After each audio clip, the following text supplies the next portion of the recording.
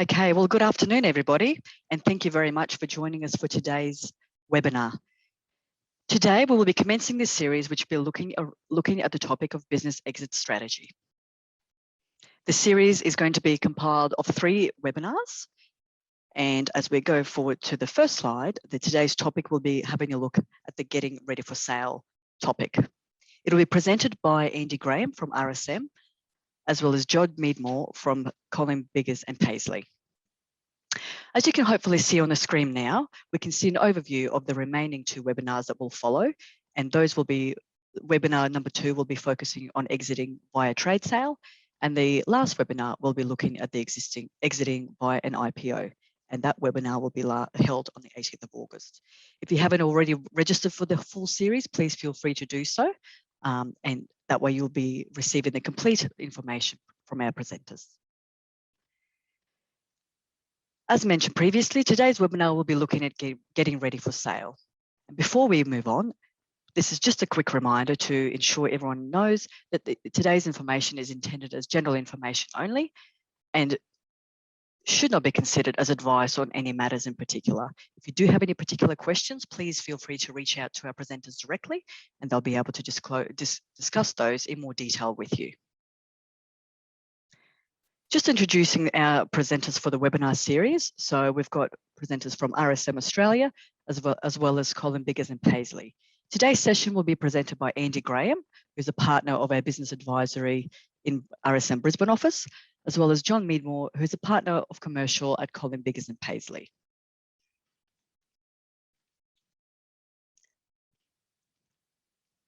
Webinar number 1 today will be covering off the following topics, as you can see on your slide. I will now hand over to Andy Graham to commence the presentation on what it looks like getting ready for business sale.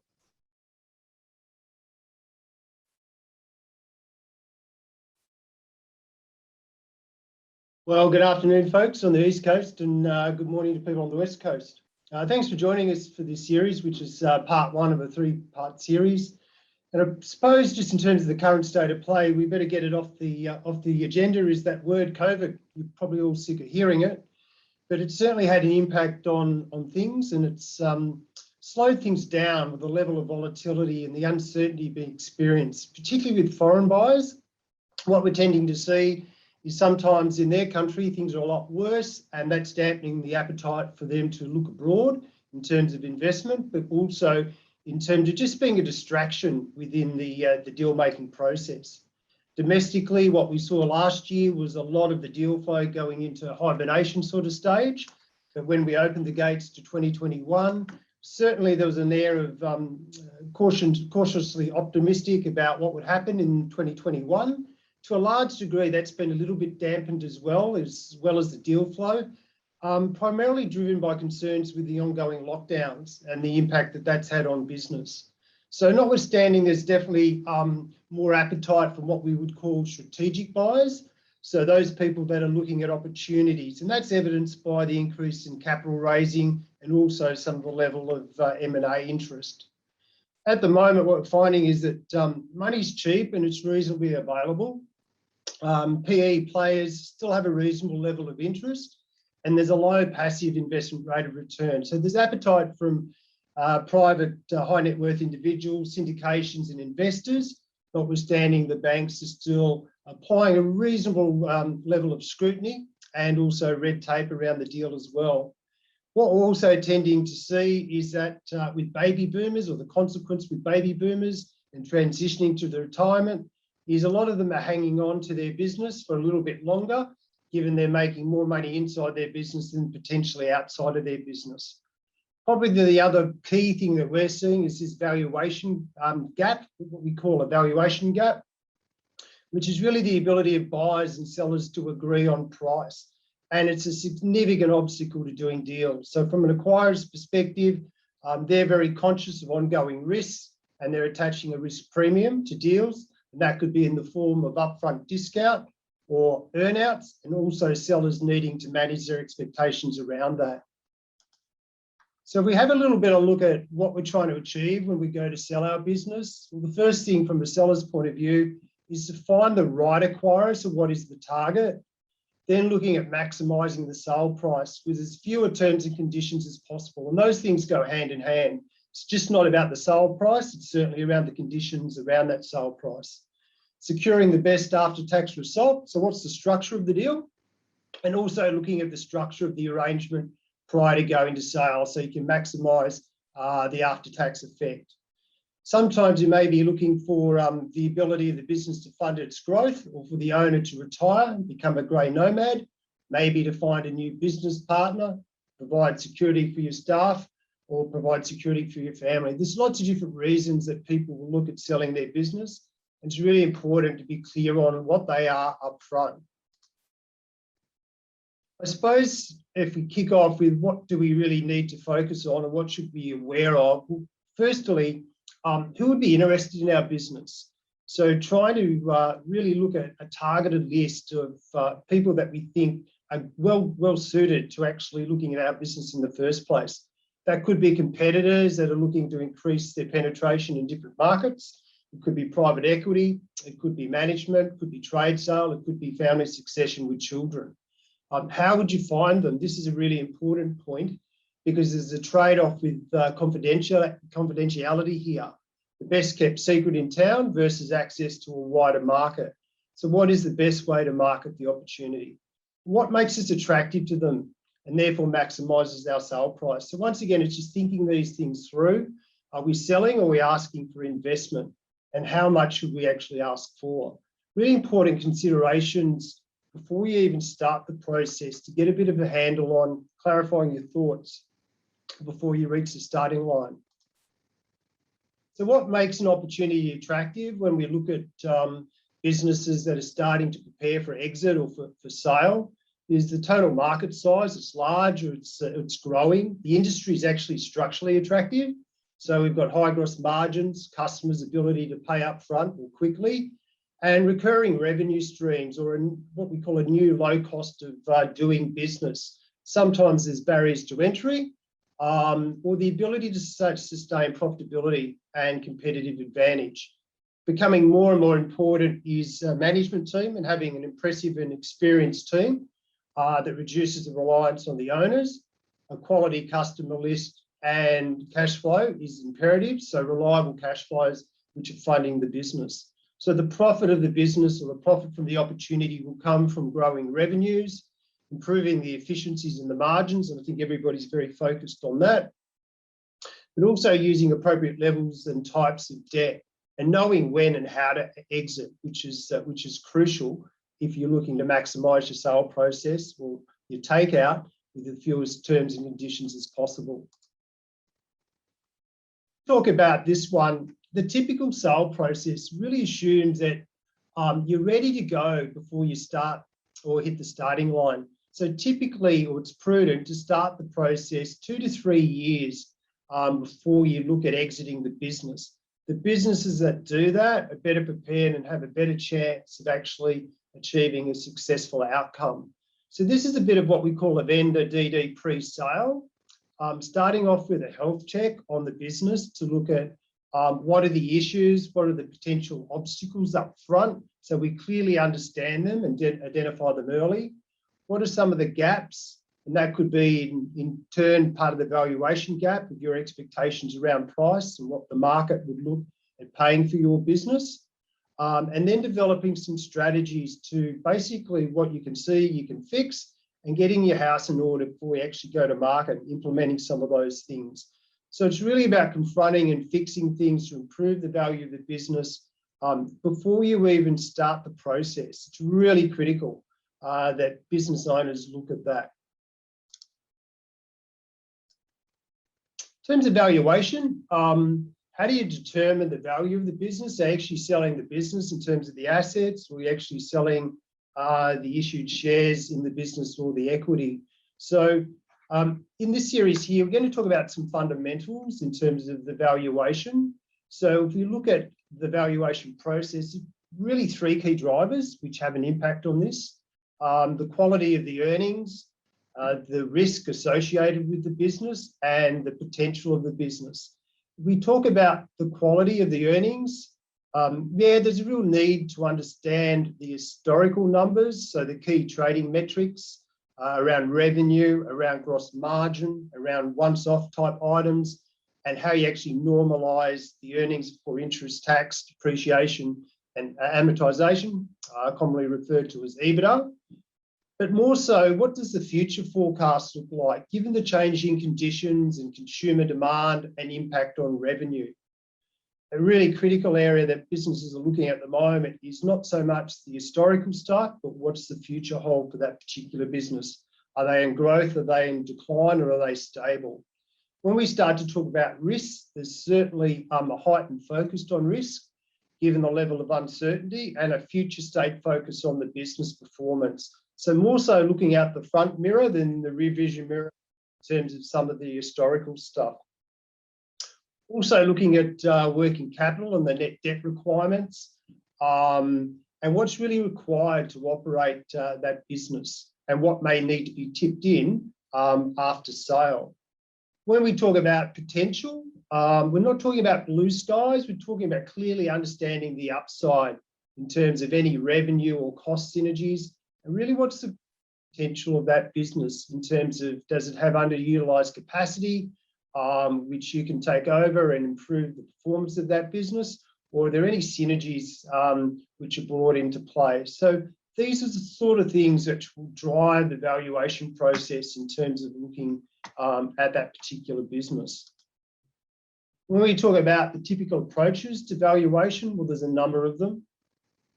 There's a comparable entity or a transaction of multiples, and commonly most people have seen that, where you've got a sustainable revenue stream, which is multiplied by what we call a multiple to derive a value of the business. Past experience in other transactions, which set a benchmark for what that particular business might sell for in that particular market. There's various rules of thumb for different businesses in terms of the industries that they operate in. Commonly determining from a listed company multiple and discounting back, or building from what we call the risk-free rate of return, looking at that particular business. So why is valuation important? Well, it's important for a couple of reasons. The first is there's no real clear, absolute scientific way to value a business, but you need to be in a position which you can defend the value that you place on that business, particularly when you get to negotiation. It can't be a sort of finger in the air type approach. It needs to be a robust approach to ensure that when you get to the table, you can defend what you've come up with in terms of your actual valuation. Also provides a walkaway price for the vendor in terms of where are you prepared to go to and what are you prepared to discount, and also ensures that your offer is credible and can be supported. So by going through a business health check, it is a reality check for business owners, just in terms of we're looking through rose-coloured glasses of what we think our business may be worth compared to what the market might deem it's prepared to pay for that particular business. When we look at, I suppose, the top 10 requirements for business, we call them the givens when we're actually preparing for sale. If we start off with people, so profits and business performance is attributable to the management team, not the exiting vendor. So we start to look at business versus personal goodwill of the owner. Our relationships with customers and suppliers and advisors. Is the team motivated? Are they incentivised? Are they accountable and locked in? Are people regularly appraised and targets determined? Are there incentive arrangements in place pre and post business sale? Are there employment agreements in place? So beware of over-reliance on key personnel. It can be the result of systems deficiencies when you're looking at the people aspect. In terms of the product and service in the market, once again, are there proven products and services in that market or that business provides? Does it satisfy a market need, and will that market need continue? Does it generate sufficient returns and margin for the effort that goes into operating that revenue stream? Is it protected in terms of patent or copyright? And what's the position in the industry life cycle? Is it growing? Is it declining? Or is it stable? And does that particular business have any competitive advantage that it can put hand on heart and say that that's a barrier to entry, or that's something which clearly distinguishes that business from the Me Too business down the street. In terms of sustained profitability, market dynamics need to be really clearly understood. So what's the size of the market and the potential to access a greater proportion of that market? What are the forces which are driving the changes within that market? What's the potential for that market to be disrupted? And importantly, what is the growth capability and capacity of that business? So has it got latent capacity which can be tapped into, or is it doesn't have the skills or resources to be able to grow? Really important in terms of the growth aspect. Customer list or quality customer list pretty much speaks for itself. Demonstrated loyal customers, repeat business, where there's adequate customer spread amongst the customers. Some customers may be contracted where possible, but you need to watch out for that because they may be contracted at the wrong rate. And when you take over that business, you'll inherit that contract. But also looking at customer profitability and whether that's being measured or not. In terms of financial reporting, once again, can the systems produce monthly P&Ls and balance sheet, actual versus budget and forecasts this year versus last year? Are the reports timely? Are they accurate? Are they complete? Are they actually informative? Or are they just a load of data on a page? And what are the projections? What's the forecast? And are those forecasts really supported by robust and detailed assumptions? Or are they sort of, once again, pie in the sky stuff without any robust sort of underlying understanding of what the metrics are? Reporting also includes financial and non-financial aspects of the business as well. So it could be things like social media or penetration through other digital platforms, not just the hardcore numbers. Once again, the relationships transitioned. We've spoken about the risk of the exiting vendor if all the relationships are tied up with them. So have relationships with customers and with suppliers being transitioned to other people within the business to help manage the risk. Also looking at systems and internal controls. So are procedures and standard operating processes within that business are documented? Importantly, are they enforced? Is there one way of doing it? Or is there a high degree of variation between how things are actually done and performed in that business? Is there protection from fraud and theft in terms of leakage? And there's also now a very increased focus, obviously, on cyber security and threats that are associated with that. In terms of IT, is the software current? Is it licensed and maintained by the vendor? Customization, is that kept to a minimum? Hardware should be reasonably future-proof, notwithstanding the cycles of hardware is becoming less and less. A discovery recovery plan, is that in place and tested? And access to information across remote locations. Corporate governance, once again, depends on the size of the business. For larger businesses, do they have a tax risk governance policy in place, how they deal with their taxes and their obligations, particularly around things like modern slavery and things like that? Do they have board meetings? Are they actioned? What's the trail of the governance and how the risk is actually managed within that organisation? And what's their regulatory requirements? So it's really important that the governance is reviewed and you get a level of comfort if that's in place. Legal and contractual, John's going to cover off on that in terms of the aspects of DD.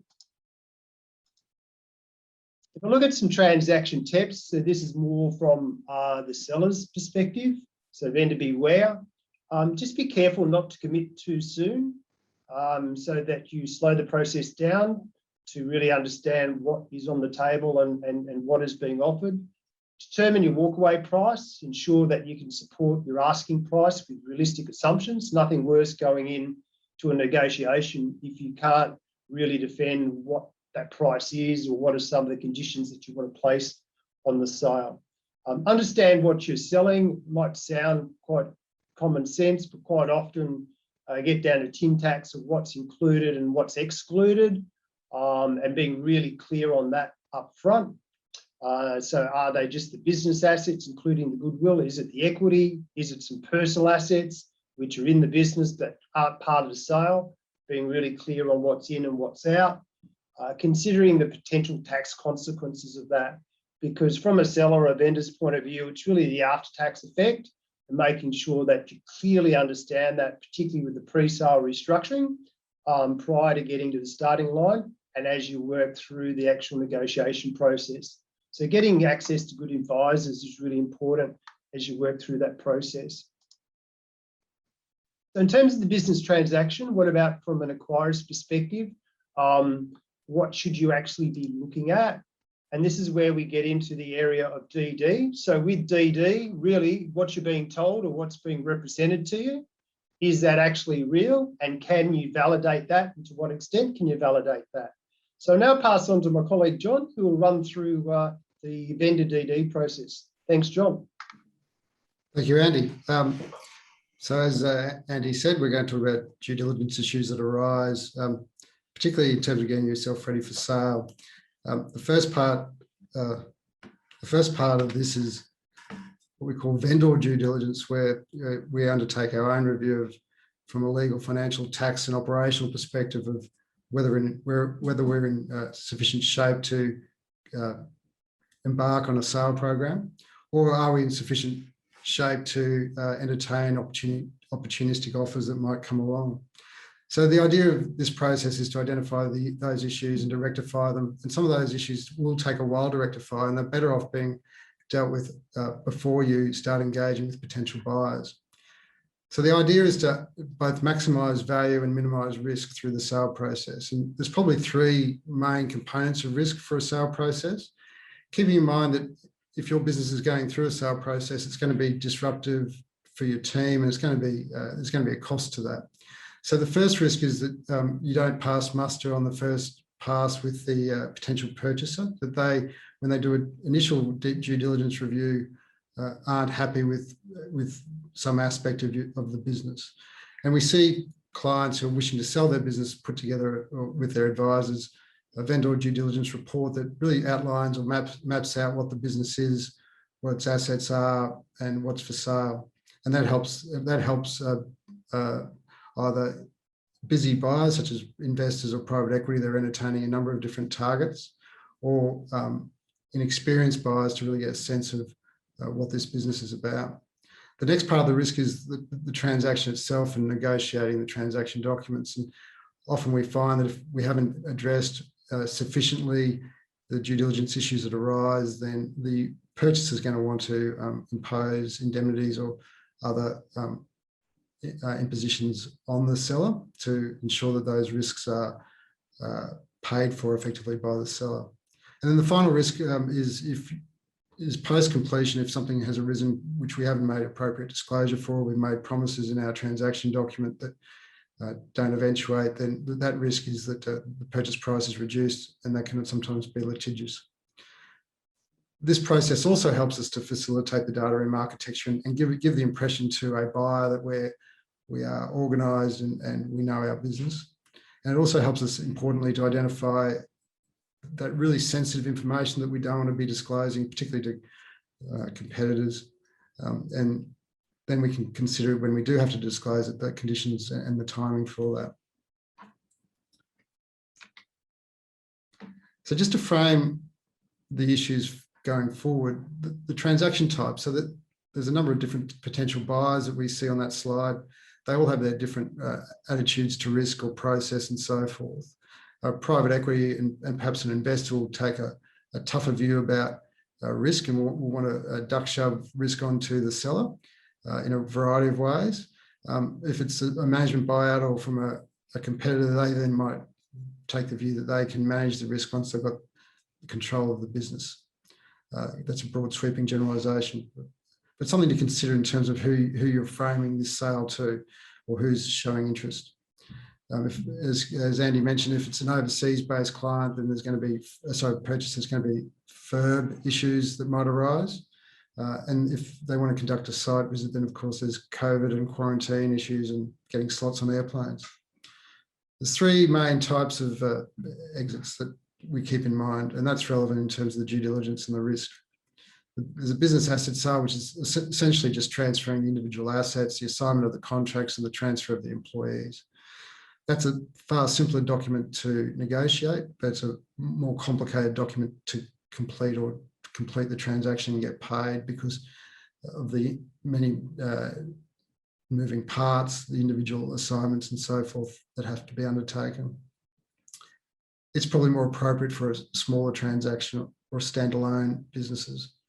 The share sale could be 100% or partial. It's often cash-free, debt-free with a minimum working capital requirement. There may be earn-out components to that. And then there's the investment, partial share sale and subscription. So the question for a seller in that circumstance is who controls the business after completion.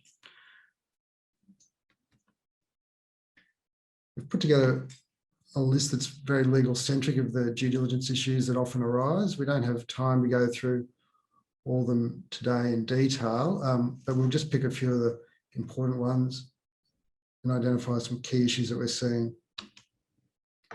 Regulatory approvals, I think, is the starting point. If you're operating a business requiring a regulatory approval, then often those approvals can't be transferred. So, or if there's a change of management, then that regulatory approval may be revoked.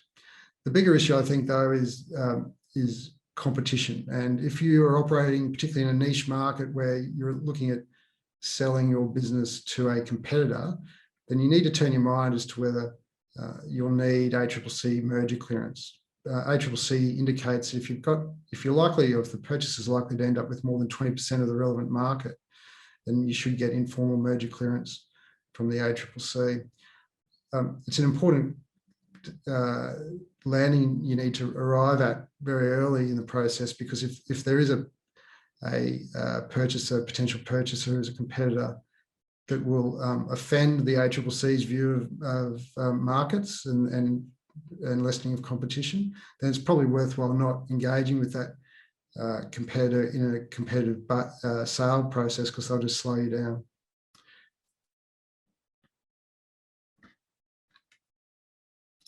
Next thing is material contracts. So often they underpin a business, whether it be in terms of your customer contracts or your supplier contracts or your distribution agreements and so forth. Most sellers, so buyers that wish to participate in a sale will want to understand the contracts that they need to step into, either through an assignment, novation, or on a share sale. And so they should be effectively stored in a central management system that can be easily retrieved as required. For contracts, there's a number of issues that arise, but these are the three key ones. Often we see that material contracts have expired, or they weren't ever signed, or they were signed by someone without authority, or they contain onerous or unfavourable terms. Many contracts, in fact, will contemplate the event of a share sale by including a change of control provision. And we'd encourage people to not agree to those if they're interested in selling their business in the next few years. A change of control provisions essentially require the other party to the contract to consent to any change of control in the target company. And so they can effectively block a sale if they, either by refusing, if they have the absolute discretion to refuse to give consent, or by imposing conditions such as additional security or that a buyer may not be prepared to provide. Supplier contracts often slip in directed personal guarantees. We see many of our clients don't keep a record of that or a register of those contracts. That's very important for a sale, because if you're no longer part of the business, you can't control whether those suppliers are getting paid. You might be able to get an indemnity from the purchaser, but we'd rather see our clients have a full list of contracts that they've personally guaranteed and have those personal guarantees released prior to completion or losing control of the business. Property and leases, for some businesses, the property leases really underpin the value of the business. We think of medical centres or childcare centres or retail and so forth. So those sorts of industries, the purchaser will take a very careful view of a lease, and if there's any onerous terms. Often we see COVID-related rent deferrals or reductions, and they haven't been adequately reduced in writing. So purchasers will want to know that they're not in breach of a lease, and that the landlord's not going to turn around and ask to be repaid an amount for prior to completion lease period. For equipment leases or rental agreements, then there's often they're required to be paid out by the buyer, and there's a cost to that which needs to be understood and factored in. And of course, there's always in property leases change of control or assignment provisions. So they're hard to have deleted from a lease, but the terms of that consent to the change of control should be addressed in the lease. And that is that it shouldn't be imposed, sorry, the discretion to consent of the landlord shouldn't be unfairly withheld or unreasonably withheld. Intellectual property, we see this as a rising issue in acquisitions, particularly tech or businesses that are selling the blue sky that Andy referred to.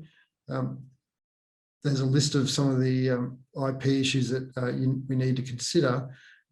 Effectively, for each of those items, we need to consider if the business owns the IP that it's using, if the IP that it's using should be registered, if the business wants to scale to other jurisdictions such as overseas, does it have that registration in place to do so?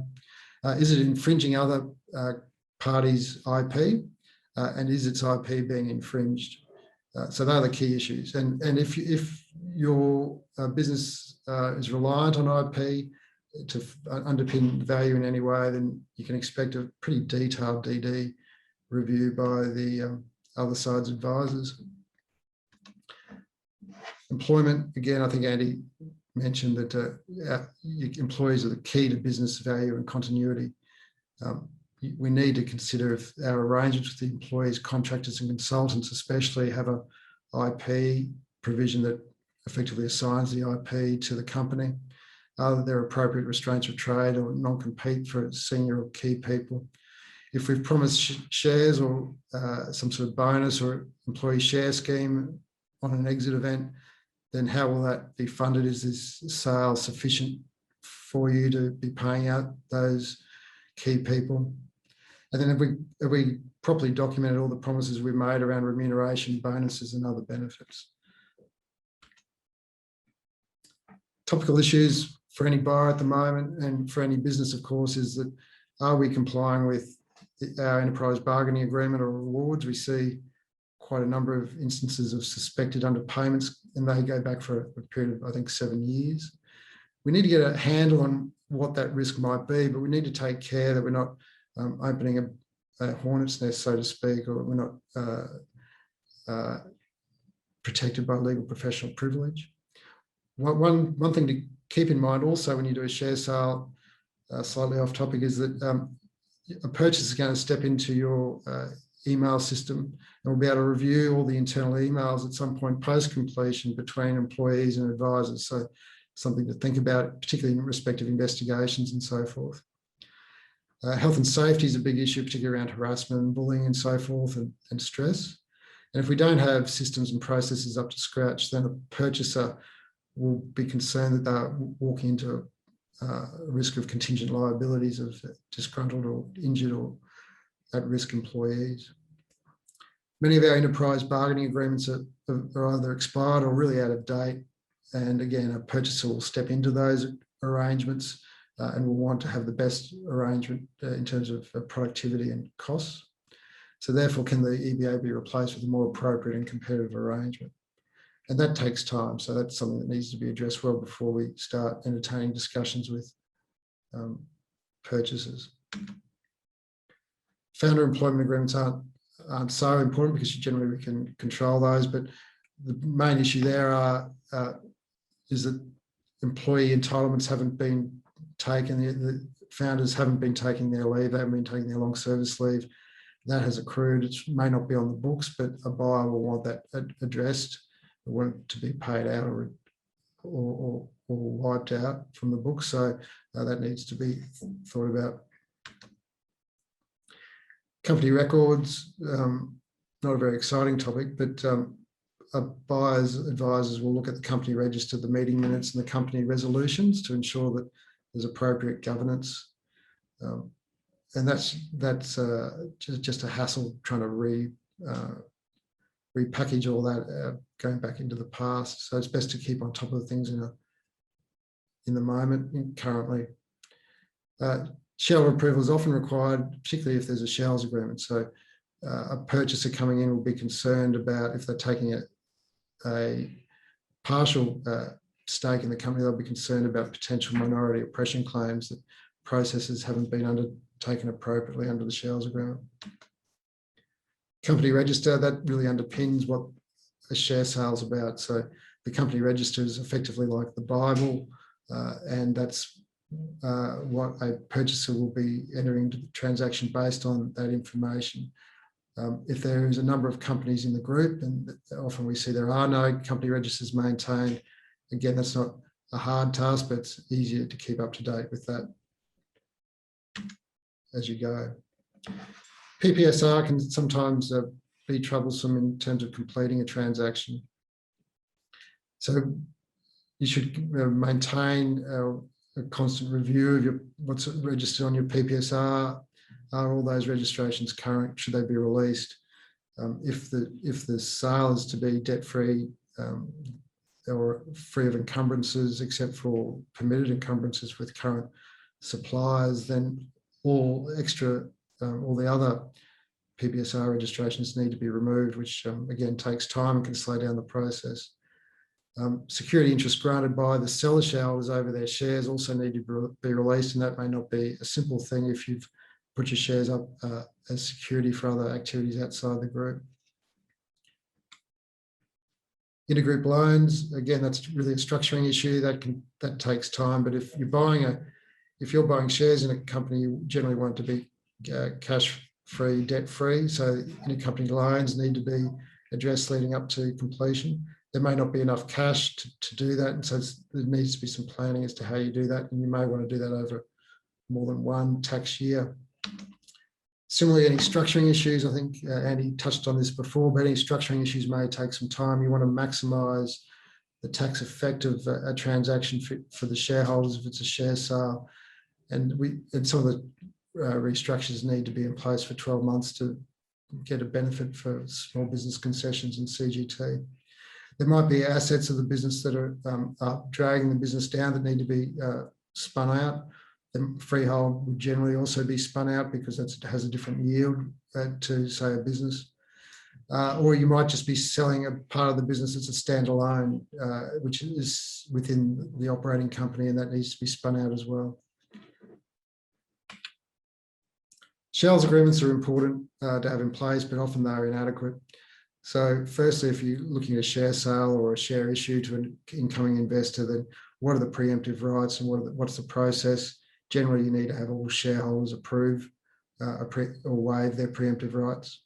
The drag-along rights, again, if you're dragging along the shareholders, the minority, the terms may not be adequate to force a sale. You may not have power of attorney, those sorts of issues. Questions always arise as to if passive shareholders and minority shareholders that aren't involved in the operation of the business as to what their warranties that they have to provide. And shareholders agreements also often say that a sale of a business needs shareholder approval. So what's the process for doing that? And how will that slow down the process? How do you effectively bring these shareholders along the journey so that they don't, at the last minute, slow things down? Sometimes there's conflicts of interest, particularly with founders or the ongoing management. They may be offered a slightly better deal than the other shareholders in terms of performance targets and remuneration. So how will that be managed? And generally, with a partial share sale or a new investment, the new investor will want to take a greater control over the business, and they'll want to do that through the shareholders agreement. So how, again, will that be managed with the other shareholders? Because all shareholders who remain in the business after that investment will need to sign and agree to that new agreement generally, because their rights are being impacted. Insurance, this is again something that perhaps we say investors in private equity are more concerned about because of their risk appetite. But is our current program adequate?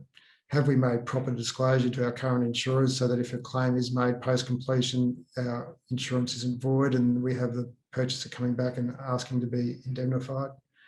Some of the private equity investors will want their people on the board, and they will only come onto the board if there's D&O insurance in place.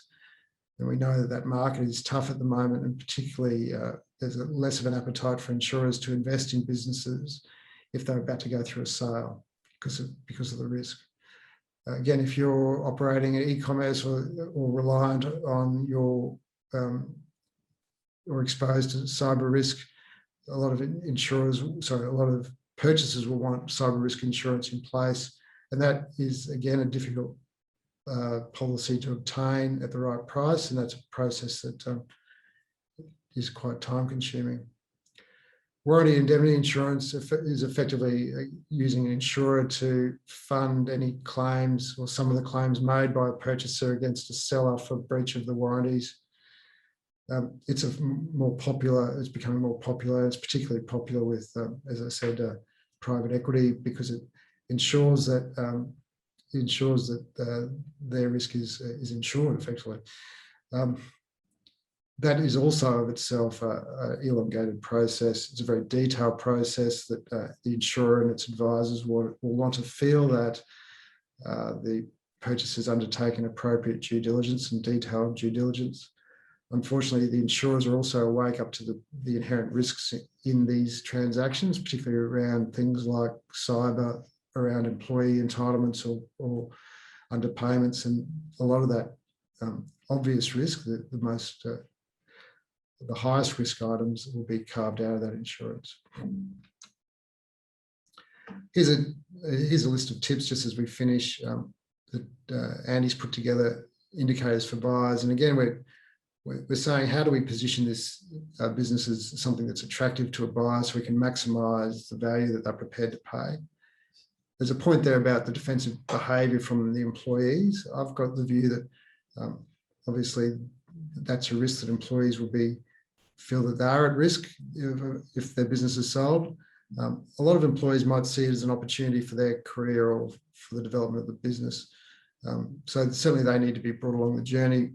The timing of that is very important because often we're subject to NDAs and we don't want the news of the transaction being leaked to the market early. So we now hand over to Galina for questions. Thank you. Fantastic. Thank you for that, John. I forget to mention earlier that if you do have any questions, please feel free to pop those into the Q&A chat or box on the bottom of your screen. We have had a couple of questions come through so far. So I'll pose the first one to you, John, to get the perspective from Colin Biggers and Paisley, and then Andy, we may get you to cover off the same question from a RSM perspective, please. So John, firstly to you, how are you, in terms of Colin Biggers and Paisley, seeing the M&A market?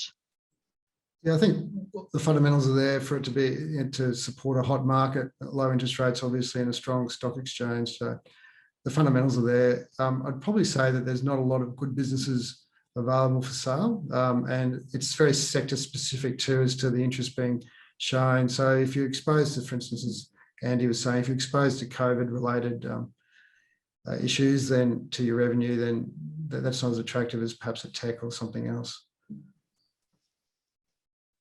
Okay, what about yourself, Andy? Yeah, no, look, I'd agree with that. I think once again, deal flow, the number of quality deals coming through, we're not necessarily seeing that. And it is very much industry specific. So a little bit in the mining exploration, given prices of commodities and gold, but also industrial. And as John alluded to, very much a high interest in tech. Fantastic. But also businesses that can throw off recurring cash, good returns for the investors that, obviously with low interest rates, dividend checks are important as well. Fantastic. Another question, I think this might be for you as well, John. Is private equity deserving of its rapacious reputation?